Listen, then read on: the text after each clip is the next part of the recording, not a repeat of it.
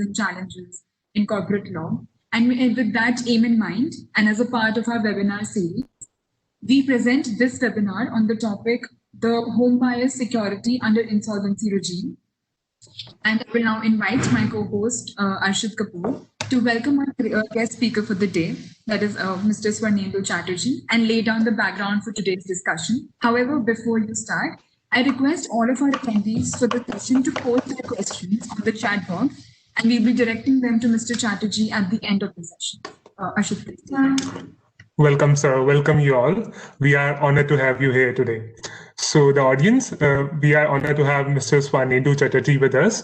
He is Managing Associate at L&L Partners and Advocate on Record in Supreme Court of India. He often represents his clients at Supreme Court of India, Delhi High Court, and various other high courts, National Company Law Tribunal, National Company Law Appellate Tribunal, and has been successful in getting relief for his clients and successful in very landmark judgments like State Bank of India versus Mozair Karamchari Union, Shivalik Cortex versus ITO, Rotaract Industries, Nahar Financial Leasing versus RBI. So we welcome you, sir. So the session would be as such that in the first 45 minutes, sir would be speaking, and the rest 15 minutes are reserved for the questions, which, as Ritika said, can be put in the chat box. And sir has accepted our request to cover the basics of the subject because I know many of the first years have joined the session, and we thank you for that, sir. I hope it will be an enriching session. Okay. Thank you, Arshit. And before I introduce you to the topic, I should tell you a brief background about Insolvency and Bankruptcy Code 2016. Now you see, India always had winding up as well as liquidation provisions in the Companies Act. The Companies Act 1956 had those provisions. Companies Act 2013 also had those similar provisions, which applied to all companies which wanted to wind up or get into liquidation. There is a statutory liquidation process, Companies Act Liquidation Rules 1959, framed under sections, I think 649 of the old Companies Act, and which still continues. And the Supreme Court of India had framed those Companies Court Rules 1959. This is a statutory liquidation process. You are often more often than not, when you go to the state high courts or state high courts, you can see official liquidator. There's one office of an official liquidator. That's that official liquidator which gets appointed under the statutory liquidation process. You will find that in Bombay High Court. You will find that in Delhi High Court. You will find that in Calcutta High Court. Like more often than not, in the chartered high courts, Madras, you can find those official liquidator process, which is under Companies Act. But you see, those things were not able to tighten the noose on defaulters. On defaulters, meaning on the debtors who could easily get away with those provisions, because there was nothing called operational creditors or financial creditors who can, if somebody falters, they can they can file their petition, and the company will be admitted, and the company is under constant threat of getting admitted, and the control will be lost from the hands of the board of directors. So this is the first time in 2016 that the government introduced Insolvency and Bankruptcy Code 2016. And while they were introducing, if you read in ICICI versus Innovative Industries 2018 judgment, as well as Mobilox, more into Innovative Industries, there you will find the Supreme Court having discussed the committee reports on the framework of Insolvency and Bankruptcy Code. So there, where the framework or where the backdrop of Insolvency and Bankruptcy Code was discussed, the US law, the UK law, all were discussed, and like why there was a need to introduce such a stringent code, a complete code in itself, which will mostly override all the conflicting provisions of law. in other central legislations. Now, coming now from 2016 till 2018 or 2019, we moved towards some progress. Like some people who were giving goods and services, they were like included in the terminology of operation creditors. The banks and lending institutions were clubbed under or defined under would defined as financial creditors under section 5 of IBC. Now, financial debt, operational debt, these were the definitions are quite clear under IBC, and the status of creditors is well demarcated. Now, there came a challenge to IBC, the very provisions of IBC, the way of distribution in the IBC in Swiss ribbons. That's the classic judgment. Now, ICICI Innovative and Mobilox would talk about the basic framework and what the basic law would mean. Now, Swiss ribbons tested the constitutionality of the provisions of IBC. Suppose section 30, section 53. Now, section 53 and the differentiation between operation creditors and financial creditors were the most talked about, because the pro approach was, you see, it's a creditor. Now, one set of creditors gets priority, and one set of creditors does not get priority. Suppose an operational creditor triggers CIRP under Section 9. Now, what is CIRP? CIRP is Corporate Insolvency Resolution Process. Now, the object of IBC is resolution, not liquidation. Liquidation is the last object. The object of the code is to resolve, is to provide a resolution process so that the company is back on its foot from the wrath of IBC. Now, when this code got introduced, there was this differentiation existed between this differentiation still exists, but the petitioners had some people had challenged the provisions of IBC and the constitutional virus under section 40 under articles 14, 19, 14 and 19 basically of Constitution of India. 21 somehow came in under section 53 of IBC. Now, they said that if a operational creditor is triggering, now he is not being made a part of COC. If not, there is no other financial creditors, then operational creditors are given the chance. And operational creditors are not getting even a piece of the cake which is coming forth. It's all about the financial creditors who are ruling the roost. It's unconstitutional. It's a direct violation of Article 14. But the Supreme Court said no.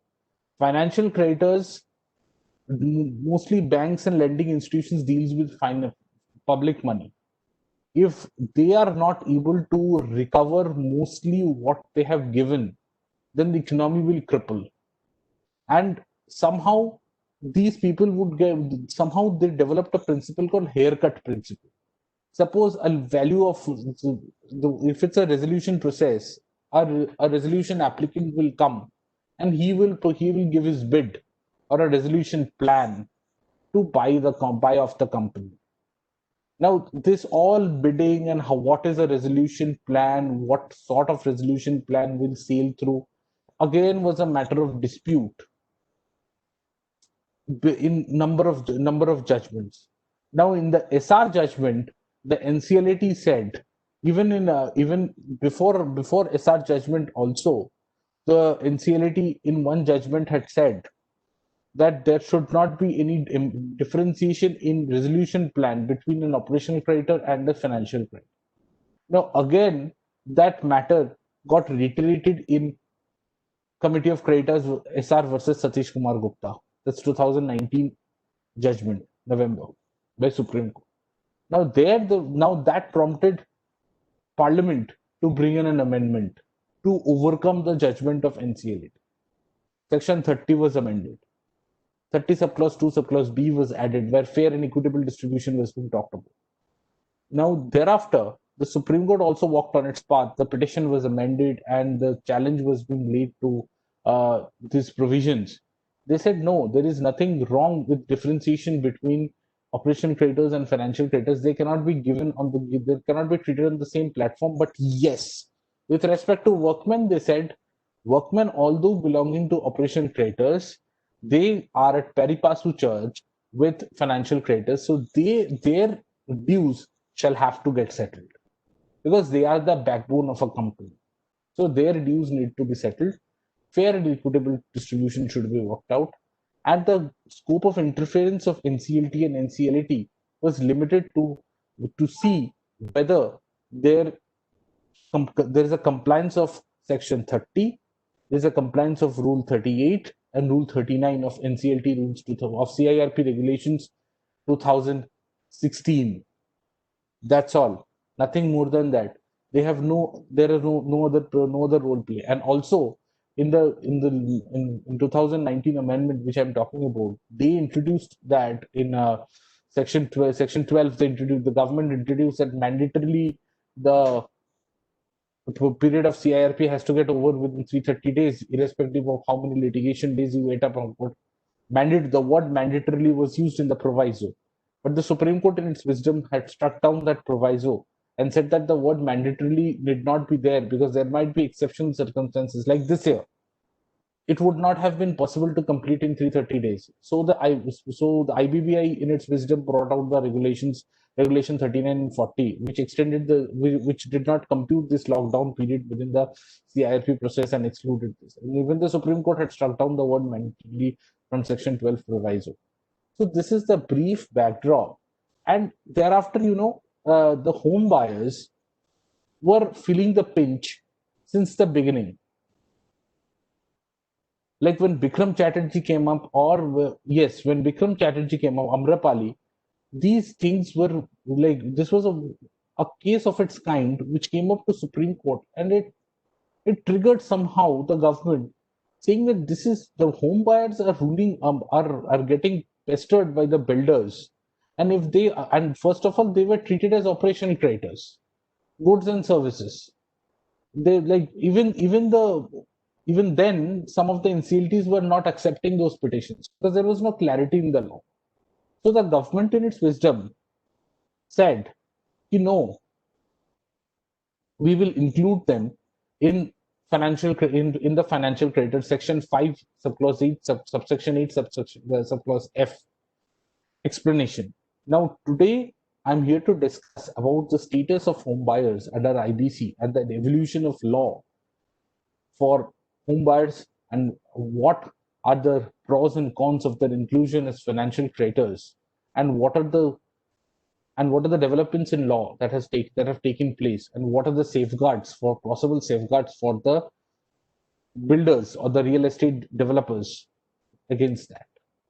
So I would like to start by saying that you see section 2A of IBC clearly mentions that the code shall apply to companies incorporated under Companies Act or any previous company law apart from partnership firms, LLPs, individuals, proprietorship firms.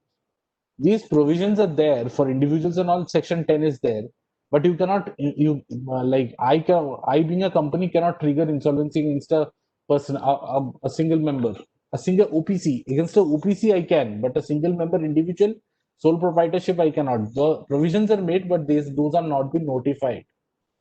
So now all real estate giants or even small real estate players or builders are either registered as companies, firms, on LLPs.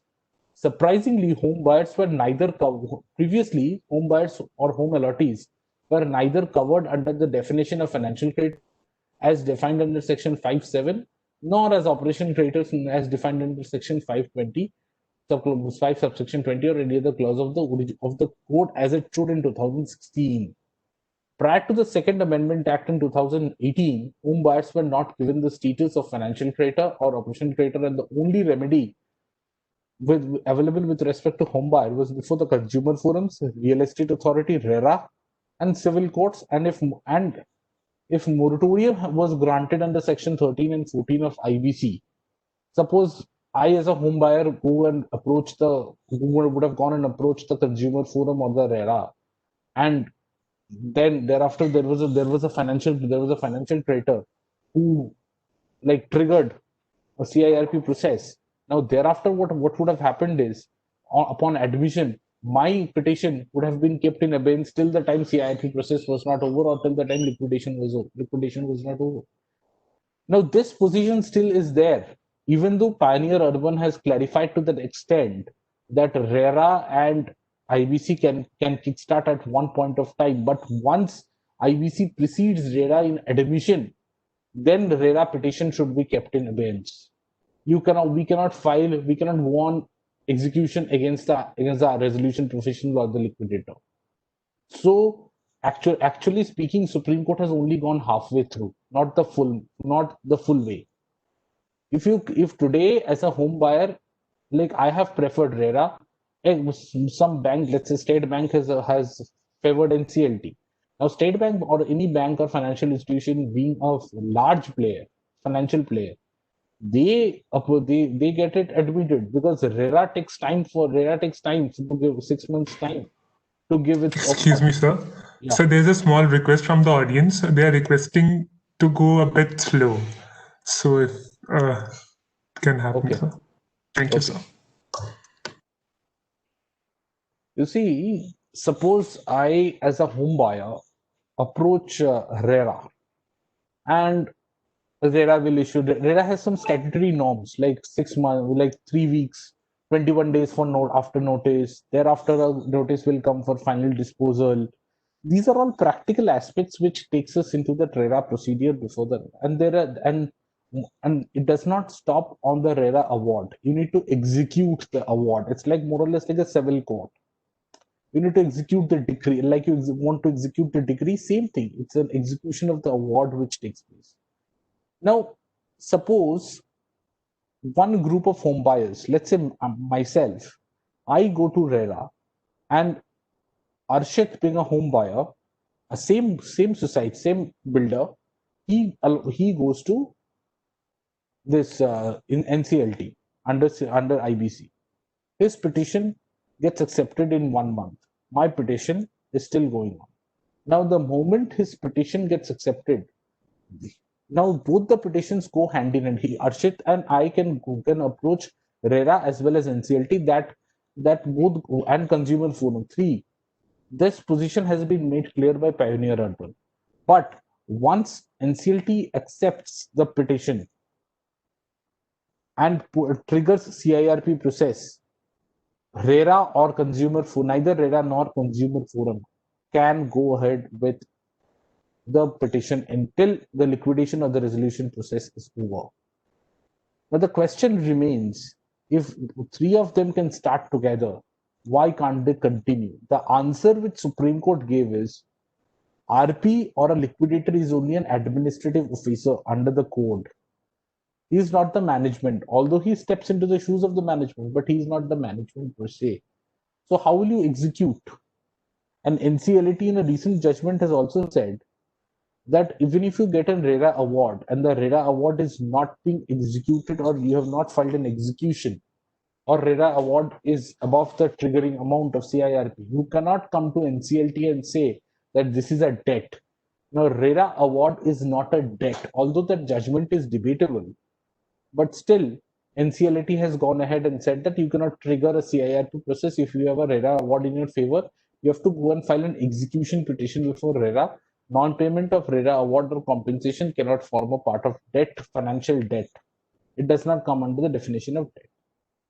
Now, let us go a bit backward. What triggered the Second Amendment Act? All of you know about the judgment of Chitra Sharma versus Union of India, 2018, Volume 18, SEC 575, wherein grave and serious concern was shown by the Supreme Court for home buyers on the following grounds. The Supreme Court requested the union as to why home buyers were not included in IBC. It would discriminate their fundamental right as to livelihood. First time Article 21 was being breathed into. Being not included either as a financial creditor or an operational creditor deeply prejudiced them by rendering them to disentitled to be part of committee of creditors. While home buyers are the biggest contributor of finance in a real estate project by way of advance money, which goes into the escrow account. Thereafter, if moratorium is granted under Section 13 and 14 of IBC in some proceedings they are not party of, different remedies initiated by home buyers before consumer forums, RERA and civil court shall be stayed, which will render them remediless before all forums. A person, now it is trite in law, all of you should remember that no litigant can become remediless or forumless. That's deprivation of Article 21 of the Constitution of India. So thereafter, after this judgment of Chitra Sharma, the government then brought into effect Insolvency and Bankruptcy Ordinance 2018, which the ordinance came into effect on 6th of June 2018, whereby homebuyers were given the status of financial creditor. The Insolvency Bankruptcy Amendment Act number 26 of 2018 was passed and published in the Gazette of India later that year. By virtue of Section 3, this act came into effect in October, as far as I remember. By virtue of Section 3 of the amending act, the following explanation in Clause 8, Subclause F was added. Now, with the explanation 2 added, the expressions allottee and the real estate project shall have the same meanings assigned to them in clauses D and ZN of Section 2 of RERA 2016. So this was a champion move, or a move which was the need of the hour after the Chitra Sharma judgment by the parliament, because home buyers were being made to run pillar to post. Now also they do, but now this remedy is at their hand, at their disposal. Previous to the pandemic, the triggering amount on the Section 4 of IBC was only 1 lakh. Now, the triggering amount by notification of 25th of March, it has gone up to 1 crore. Now, this 1 crore was somehow helpful because some real estate flat allottee would have, there were cases where recovery process were, some people buy flats for investment purposes. If there is a delay, it doesn't harm them much, but their returns, assured returns, gets affected. Now, non-payment of assured returns, it somehow cannot be termed as a financial debt. So this turned out to be a recovery process. Therefore, Supreme Court, the NCLT in Ahluwalia Contracts versus Raheja Developers Limited in 2018 and 2019, they said, and I quote, the tribunal observed that the existence of dispute must be pre-existing, number one, and second, they say that if it's a recovery process, the court cannot be triggered. These are the two things which Ahluwalia Contracts, which the Raheja Developers had decided at that point of time. The case came up again in 2019 against Raheja Developers Gurgaon, but it's made the same fate because it was more of a recovery in nature. And the case which I was talking about regarding that RERA decree being executed before NCLT, the name of the case is Sushil Ansal versus Ashok Tripathi Company. It's the appeal number 452 of 2020, whereby tribunal held that a decree granted by RERA to home buyers cannot be the basis for initiating insolvency.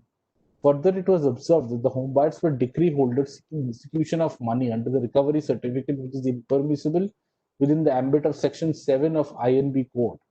Clearly, the home buyer's application for triggering CIRP would not be maintainable as allottees. Further, in that case, decree holder, although included in the definition of creditor, would not fall in the definition of financial creditor, and thus the home buyers could not seek initiation of CIRP. Now, thereafter, the government on 13th March 2020 passed the Insolvency Bankruptcy Amendment Act 2020, whereby there was a proviso added in Section 7, which said, provided that for financial creditors referred to in clauses A and B of subsection 6A of Section 21, an application for CIRP against the corporate debtor shall be filed by not less than 100 of such creditors of the same class, or not less than 10% of the total number of such creditors in the same class, whichever is less. Provided further that financial creditors were allotted under real estate project, an application for initiation of CIRP process against the corporate debtor shall be filed jointly by not less than 100 of such allottees under the same real estate project, or not less than 10%, whichever is less. And thereafter, another proviso was added, which said, provided also that where an application for initiation of corporate insolvency process has been filed by a financial creditor referred to in the first and the second provisos and has not been admitted, the necessary amendment to the petition should be done within 30 days. Now, this third proviso has been stayed by the Supreme Court. Even after the Amendment Act has been, even when the ordinance was passed last year, even after that, this case has been, even the stay order has been, the status quo as on that date, like the old applications which are pending, this third proviso shall not be applicable. That means what? That means this pending application, suppose this act or the ordinance, whichever has come in November, and thereafter this act in March, the application before NCLT was pending admission one day before that, even those petitions were required to be changed. Or notice has been issued or CIRP has not been initiated, those petitions were required to be changed. But Supreme Court gave a status quo and said that no, we won't allow you that. Let there be a status quo. Correct. Now, thereafter, you see, this pioneer urban judgment goes a long way, whereby Supreme Court decided and upheld the Second Amendment Act of 2018 and declared it to be not violative of Article 14 and 19(1)(g) and 300A of Constitution of India. 300A is right to property. It's a constitutional right and not a fundamental right. 19(1)(f) was severed from, was struck down from, was taken down from the Constitution and was added as Article 300A of the Constitution of India. Now, the Supreme Court said that the RERA has to be read harmoniously with the code, and it is only in the event of conflict that the code will prevail over RERA. So this is where the Supreme Court should have come in and said that if the RERA application precedes the NCLT application, RERA should precede. Now, suppose I first go to RERA, thereafter a group of home buyers approach NCLT, and it should always be the date of filing of the application. That is the law. Now, some courts move fast, some courts move slow. Now, I cannot be penalized if the court moves slow. So this is where the Supreme Court had stopped and said that, okay, now maybe there would have been an argument, see, if the RERA also goes on and the liquidator or the resolution professional also steps in, now he cannot go both the ways, and he cannot be burdened with the responsibility of facing execution proceedings on behalf of the company. But somehow this law has to be has to be resolved, because this is a huge conflict. Because on one hand, you say both the three proceedings can go hand in hand. Then you say that NCLT will proceed. That means it goes nowhere. You only give filing permission, but once filing is done, if one precedes, if it does not happen, if RERA or Consumer Forum precedes the NCLT, or they give, because normally those courts would take time, and NCLT would do it in, let's say, 2 months or 3 months or 4 months. So this is where the government and the Supreme Court should find a way out, or a possible solution, that how to resolve this, because otherwise the statutes are set at naught. I can prefer RERA. RERA gives compensation. Now you see, RERA will give an award of compensation.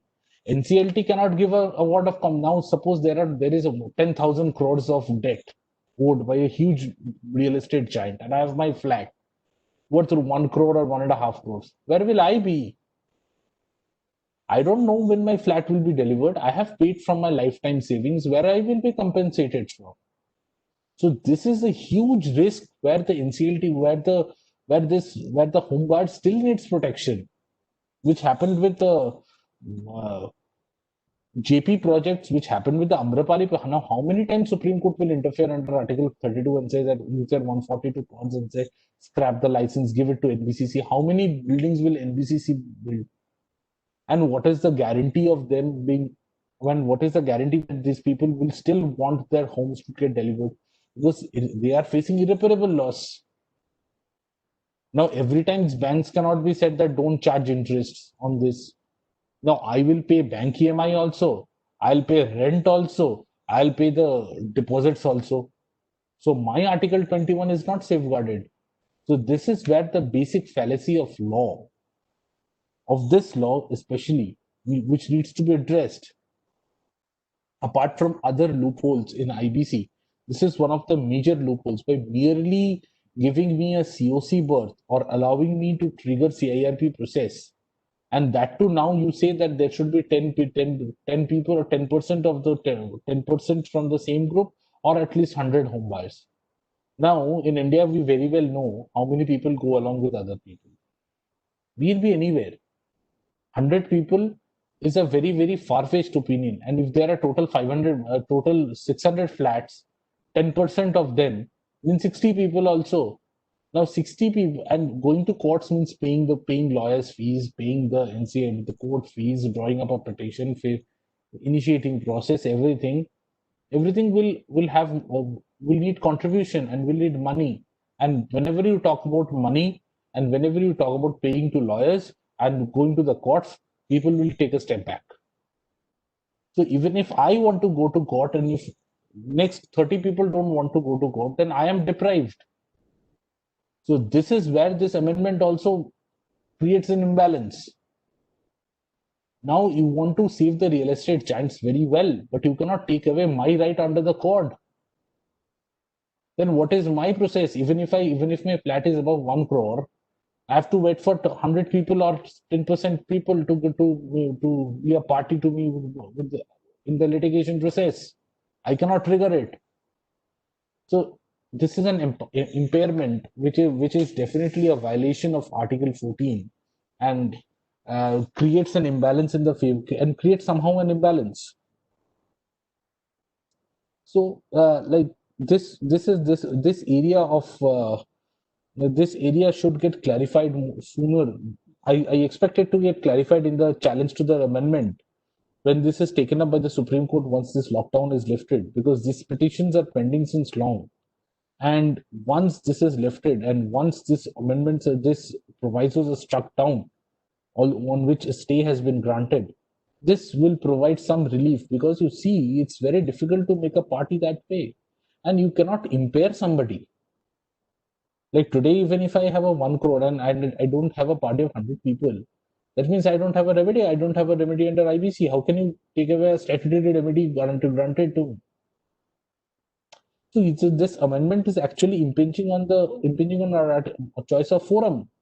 3 statutes are there. I can choose any one of them. How can you say that no, you get 99 more people than you come to me? This is wrong.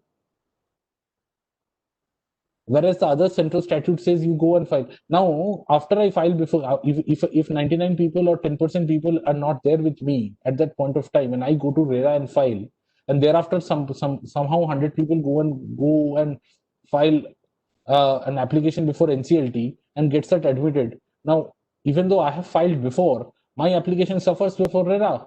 I don't get anything. Then I have to file Form C. I have to go to the IRP, go to the RP, beg before him, make me a part of the COC. Then also, what will I get? I don't know. My rights under a central statute which stands invoked, stands nullified completely. So this is a huge fallacy of law which I think should be addressed by the parliament more quickly than the court. So now you can ask me questions. I have given you a brief background.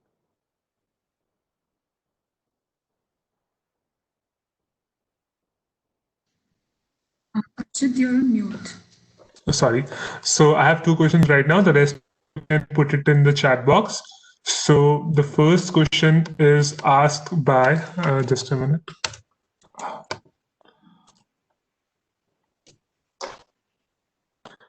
So Kartike Bhalutia has asked a question which Sir has already dealt with in one of his articles.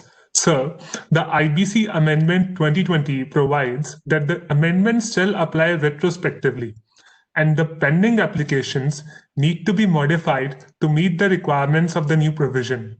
However, it has not been clarified whether such modification need to be made by filing a joinder of the deficit number of parties, or if there are multiple applicants, they need to be clubbed together to meet the threshold. So, You see, the threshold, the query is regarding the applicability of the threshold, that is 1 crore, that has been clarified by NCLT and NCLT now, that threshold applies prospectively, not retrospectively. Now, that won't apply. Suppose the debt arises from 2019 December or 2020 January. Now that I cannot be said out of NCLT process, that cannot be done. And with respect to 10% or the 100 home buyers thing, that was in the ordinance of 2019 itself, which was that third proviso was still there in the ordinance. I don't know why that third ordinance was kept, even though Supreme Court had stayed it. Anyway, interim stay does not mean that the government can very well argue that interim stay does not mean striking down. Although when there was a stay, they could have just applied doctrine of eclipse and said that although this proviso it is there, it is not to be notified or brought into effect till such petitions are decided. You cannot. It is settled law that one amendment cannot be brought in so as to nullify the effect of a litigation or an order by the Supreme Court or a High Court. So my answer to his question is, like, yes, the amendments are prospective in nature. To the pending applications, by virtue of the stay order, nothing is to be done. Supreme Court has said that no amendments needs to be done. It can carry on. And with respect to threshold, it is again prospective. The NCLT Calcutta also has given a judgment, and NCLT has also given a judgment in the same matter, whereby they have said that the application of threshold is prospective in nature. Thank you, sir. Thank you, sir. Next question we have from one of our panelists. They ask, in your opinion, does creating a class within a class under Section 7 of the Code violates Article 14 of the Constitution? Yeah, definitely. Yeah, definitely it does. You see, definitely it does. Definitely it does, because you see, creation of a class within a class is violative of Article 14 of the Constitution of India. Now, when the Parliament says in its wisdom that okay, I'll grant financial creditor status to the home buyers. Now, thereafter, you say there has to be 100 people or 10%. Otherwise, you cannot trigger. And the example I gave you, suppose I am a allottee in a project, in a huge project. Let's say my flat's worth is around 1.5 crores, and it's not delivered. Now, if there are if I don't get 10% people or 100 people to come along with me, that means I cannot approach NCLT.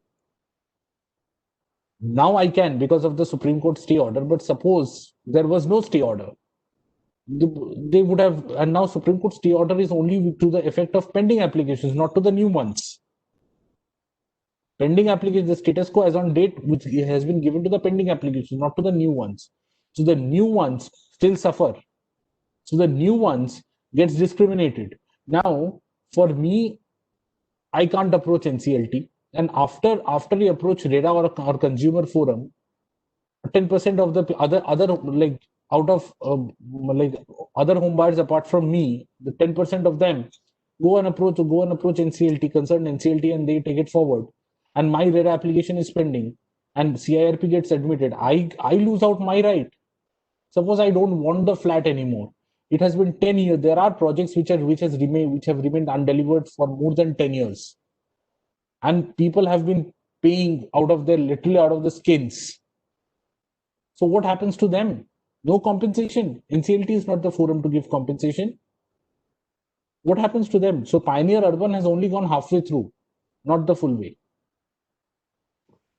So the question of constitutionality has brought in another question to my mind. So the judgment of Pioneer the amendment provides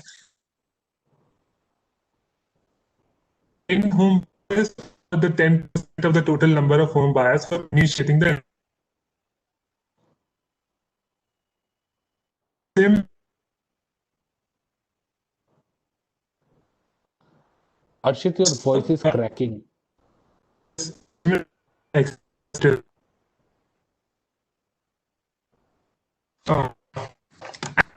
sir, just give me a minute.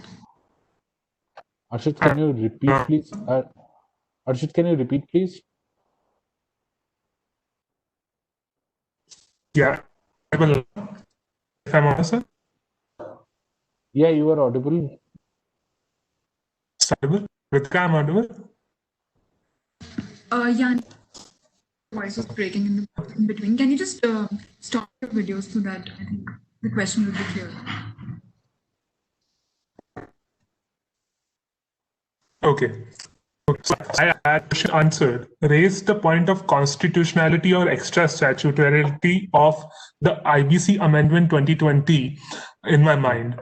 The moment it says that there needs to be minimum of 10 home buyers to initiate the insolvency process, or minimum 10% of the total number of home buyers to initiate the insolvency process, it doesn't give it any statutory basis for it. So many academicians argue that this is extra statutorily or unconstitutional. Yeah, definitely. So what is your opinion? Definitely so. This is completely baseless, because once you confer a status, now that's what I said, that if my flat's worth is one, there are real estate projects where people have flats worth more than 1 crore, single buyer. So that means, like, well, now it could have maintained a criteria like this. You see, the parliament should have said, now this ordinance, now you see what happens. This is what happens when there is some certain lacuna on part of the lawmakers, or short-sightedness, as because parliament is never before the court. Long ago it was decided. Now you see this ordinance which fructified into law in 2020, this ordinance which is kept intact even after challenge before the Supreme Court. Now this came in 2019, and the pandemic struck us in 2020 in March. Now what happens? Thereafter, the threshold limit increases from 1 lakh to 1 crore. But the amendment still stays intact. That amendment of home buyers still stays intact. Now, the union could have argued, like, 1 lakh is nothing for triggering a CIRP if there is 1 lakh, and 1 lakh means, like, any home buyer will have 1 lakh. So to safeguard a frivolous litigation against a possible real estate giant, I have 1 lakh, like, I introduced this as a reasonable law to meet the rationale and the objects ought to be achieved. Now, moment you keep the threshold to 1 crore, then this argument doesn't stand, because a person having once he meets that criteria, 1 crore, he still has to go and have 100 home buyers along with 99 people along with him, or 10%. Now a person having 1 crore and above, you cannot rule out the frivolous litigation part. But for that, NCLT has already said that once you have a recovery process in your mind, if you want the recovery of money, you cannot do it from NCLT. Law is settled. So that judicial intervention is always there to spell out frivolous litigation. Now, by introducing this, what you do is you does not objectify your rationale. Meaning what? You say that 10% or 100 home buyers. Now, I, being a home buyer having 1 crore and above value, I cannot approach, even though I want to, and I have the means to, and I've been penalized. Now, that choice of forum goes, because I am not being 99 people or 10% home buyers. So I am being penalized, and I am being sent to any other forum, not this forum, which is a quicker process compared to a civil court like RERA or consumer forum, and I am not being able to now. If I have to now, suppose after I go and 10% people file here before NCLT, the option before me is to withdraw that petition and become a party to this petition. The moment I become a party, there are other procedural safeguards. Now I have to withdraw that RERA. Now what about the money I've spent over there? Everything has to be taken care of.